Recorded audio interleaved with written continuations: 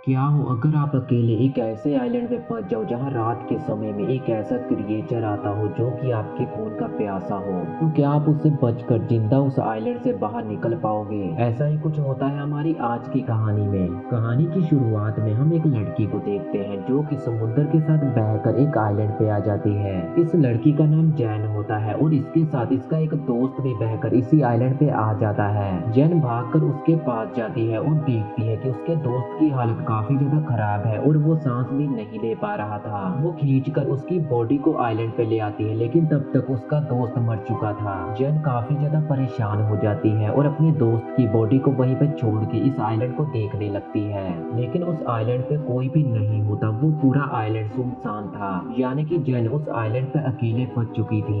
जब वो आइलैंड के थोड़ा अंदर जाती है तो उसे एक पेड़ पे एक थैला टंगा हुआ दिखाई देता है, जिसमें उसको एक लेडी पर्स और कुछ बच्चों के सामान मिलते हैं। तभी उसको उस थैले में एक मेडिसिन भी मिलती है जिसमें 1994 की डेट लिखी हुई थी, जिससे जैन को ये पता चल जाता है कि बहुत सालों पहले यहाँ पे कोई रहता था। उसे उस सामान में से एक माचिस भी मिल जाती है जिसे वो अपने पास रख लेती है। इसके बाद जब वो समुद्र के किनारे जाती है तो उसे वहाँ पे एक बड़ा सा पेड़ गिरा हुआ दिखाई देता है जिसमें एक बड़ा सा होल था। इसे देखकर जैन को आइडिया आता है कि वो इस होल को अपनी सेफ्टी के लिए इस्तेमाल कर सकती है, जहाँ वो आराम से रात भी गुजार सकती है। इसके बाद अगली सुबह जब जैन उठती है तो वो समुद्र के किनारे देखती है जहाँ बहुत सारी मछलियां बहकर आई हुई थी। उनमें से एक बेबी शार्क भी थी जिसका आधा शरीर खाया हुआ था। जैन अपने खाने के लिए कुछ मछलियां ले लेती है। तभी जैन की नजर एक जगह पे जाती है जहाँ कुछ लोगों को दफनाया गया था। ये देखने के बाद जैन भी अपने दोस्त को दफनाने के बारे में सोचती है,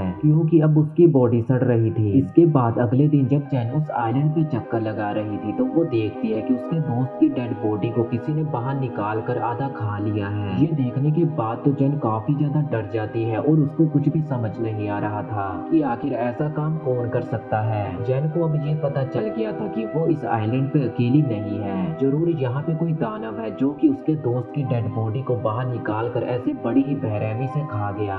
जैन अपनी सुरक्षा के लिए एक नुकीला हथियार बनाती है। इसके बाद वो उस आइलैंड के बाहर बैठकर उस जानवर का इंतजार करने लगती है। कुछ देर बाद रात हो जाती है और जैन की आंख भी लग जाती है, लेकिन वो जानवर अभी तक नहीं आया था। अगली सुबह जैन को समुद्र में एक सूटकेस तैरता हुआ दिखाई देता है। वो उस सूटकेस को लेने का सोचती है और समुद्र में चली जाती है। जैसे ही वो उस सूटकेस के पास पहुंचती है तो उसे अपने नीचे कुछ महसूस होता है, इसीलिए वो नीचे जाकर देखने लगती है। तभी नीचे उसको बहुत बड़ा होल दिखाई देता है, जिसे देखकर वो काफी ज्यादा डर जाती है। वो तुरंत तैरकर उस आइलैंड पे आ जाती है। आइलैंड पे आने के बाद वो उस सूटकेस को खोलती है जिसमें उसको कुछ कपड़े और शूज मिलते हैं। ये देखकर वो उन कपड़ों को पहन लेती है। इसके बाद जब रात हो जाती है तो जैन उस सामान को चेक करने लगती है जिसमें कुछ फोटोज थी।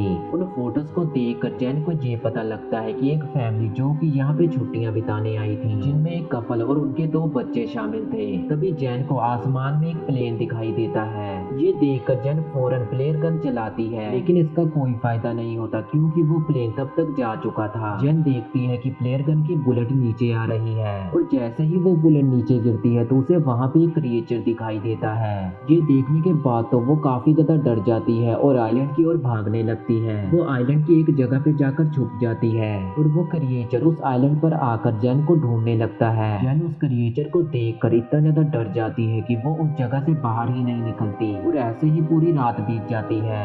अगली सुबह जैन फिर से उन फोटोज को देखती है और उनमें से एक फोटो को जैन को 2 आंखें चमकती हुई दिखाई देती हैं, जिससे वो ये समझ जाती है कि ये वही क्रिएचर है जिसे उसने कल रात देखा था और शायद इसी क्रिएचर ने उस फैमिली को मारा होगा। ये देखने के बाद तो जैन अब 1 मिनट भी इस आइलैंड पे नहीं रहना चाहती थी। इसके बाद वो उस सूटकेस को खोलती है और उसमें एक लाइफ जैकेट डाल देती है ताकि वो उस सूटकेस के सहारे तैर कर यहाँ से बाहर निकल सके। इसके बाद वो उस सूटकेस में बैठकर यहाँ से बाहर निकलने लगती है, लेकिन तभी वो सूटकेस पलट जाता है और जैन का ये आइडिया फेल हो जाता है और फिर से वो उसी आइलैंड पे आ जाती है। लेकिन अब उसको उस क्रिएचर से बचने के लिए कोई सेफ जगह चाहिए थी। तभी उसको वही गिरा हुआ पेड़ दिखाई देता है जिसमें बड़ा सा होल था और आज रात वो इसी में सोने का प्लान करती है।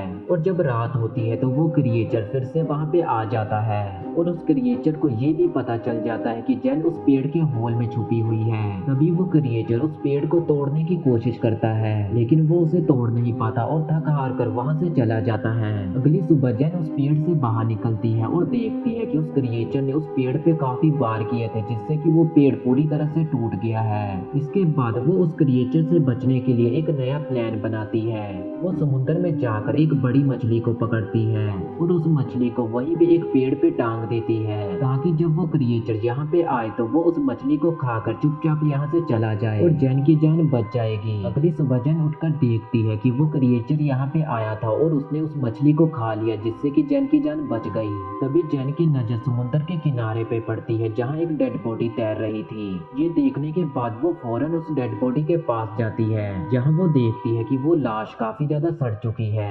इस लाश को देखने के बाद फिर से उसके दिमाग में वही आइडिया आता है और वो उस लाश को ले जाकर वही पेड़ पे टांग देती है, ताकि वो क्रिएचर जब रात को आए तो वो उस लाश को खाकर यहाँ से चला जाए। अब जैन के लिए यहाँ पे एक दिन भी रहना मुश्किल हो चुका था। आज रात के लिए उसने एक गड्ढा बनाया होता है, जिसमें जाकर वो छुप जाती है और उस क्रिएचर के आने का वेट करने लगती है। फिर जब रात होती है तो वो क्रिएचर वहाँ पे आता है और तब जैन उस क्रिएचर को पहली बार देखती है। वो उस क्रिएचर को देखकर काफी ज्यादा डर जाती है। तभी जैन को अपने ऊपर कुछ महसूस होता है और जब वो ऊपर उठकर देखती है तो उसे उस क्रिएचर के पैर दिखाई देते हैं। जैन उस क्रिएचर को देखकर इतना ज्यादा डर जाती है, लेकिन फिर भी वो खुद को शांत रखती है। अगली सुबह जब जैन उठती है तो वो अपने लिए एक सेफ जगह चाहती है। अब जब जैन ने उस क्रिएचर की हाइट देख ली थी तो वो अपने लिए एक झूला तैयार करती है, ताकि वो क्रिएचर उस तक ना पहुंच सके। झूला तैयार करने के बाद जैन उसमें जाकर छुप जाती है और जब रात होती है तो वो क्रिएचर फिर से वहाँ पे आता है, लेकिन उस क्रिएचर को ये पता चल जाता है कि जैन कहाँ पे छुपी हुई है, जिससे कि वो उस झूले वाले पेड़ को जोर जोर से हिलाने लगता है। पेड़ को जोर जोर से हिलाने की वजह से झूला टूट जाता है, जिससे जैन नीचे गिर जाती है। तभी वो क्रिएचर जैन के ऊपर हमला करने लगता है। कैसे न कैसे करके जैन उससे अपनी जान बचाकर वहाँ से भागने लगती है। जैन देखती है कि वो क्रिएचर जमीन से ज्यादा तेज तो पानी में भाग रहा है। वो क्रिएचर एकदम से जैन के सामने आकर खड़ा हो जाता है, लेकिन जैन भी कहाँ हार मानने वाली थी। वो अपने हाथ में लिए लकड़ी के हथियार को उस क्रिएचर के पेट में घुसा देती है। गुस्से में आकर वो क्रिएचर भी जैन को उठाकर पानी में फेंक देता है।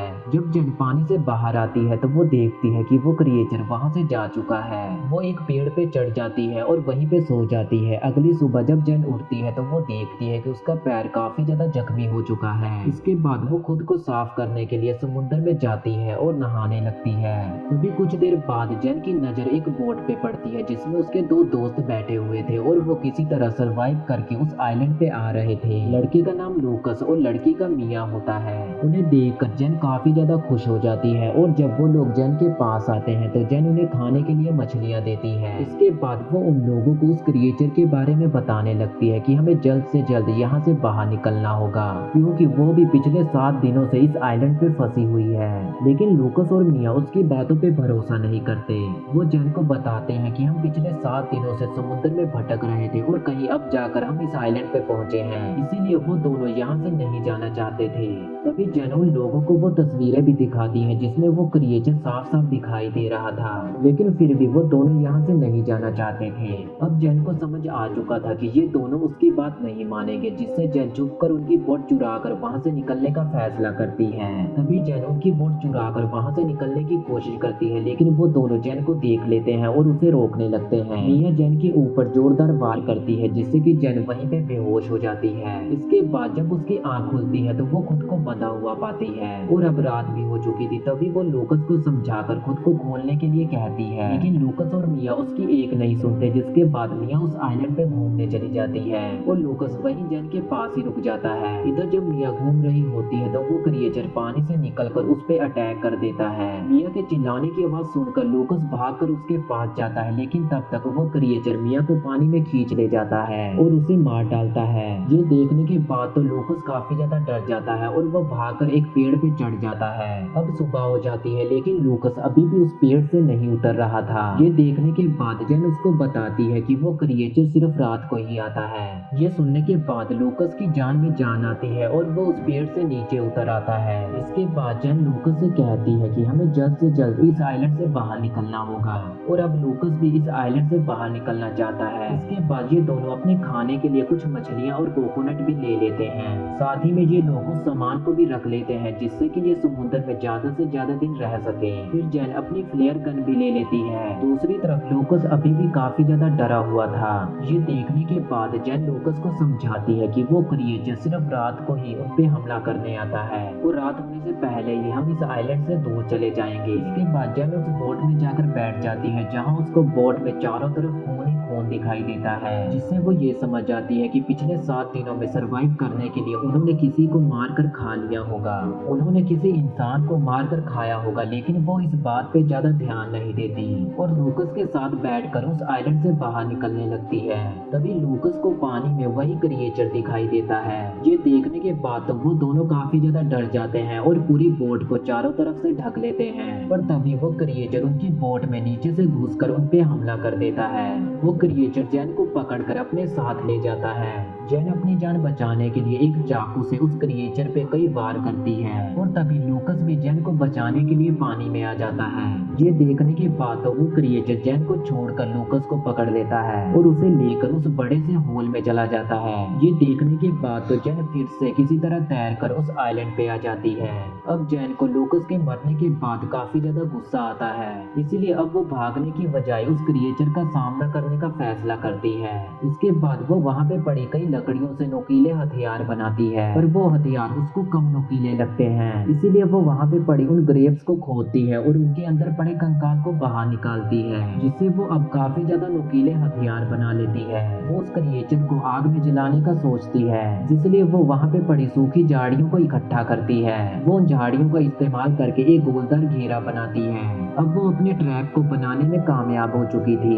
फिर कुछ देर बाद रात हो जाती है। फिर वो क्रिएचर वहाँ पे आता है ठीक उसी जगह पे जहाँ जैन ने ट्रैप बनाया होता है। तभी जैन चुपके से उन झाड़ियों में आग लगा देती है, जिससे कि वो क्रिएचर आग के अंदर फंस जाता है। इसके बाद जैन अपने नुकीले हथियारों से उस क्रिएचर पे हमला करने लगती है, जिससे कि वो क्रिएचर काफी ज्यादा जख्मी हो जाता है। लेकिन तभी वो क्रिएचर जैन को पकड़ लेता है, लेकिन वो क्रिएचर अब काफी ज्यादा जख्मी हो चुका था, जिसके चलते वो वहीं पे गिर जाता है। ये देखने के बाद तो जैन उस पे कई वार करती है और उसका गला काट देती है और यहीं पे ये मूवी खत्म हो जाती है।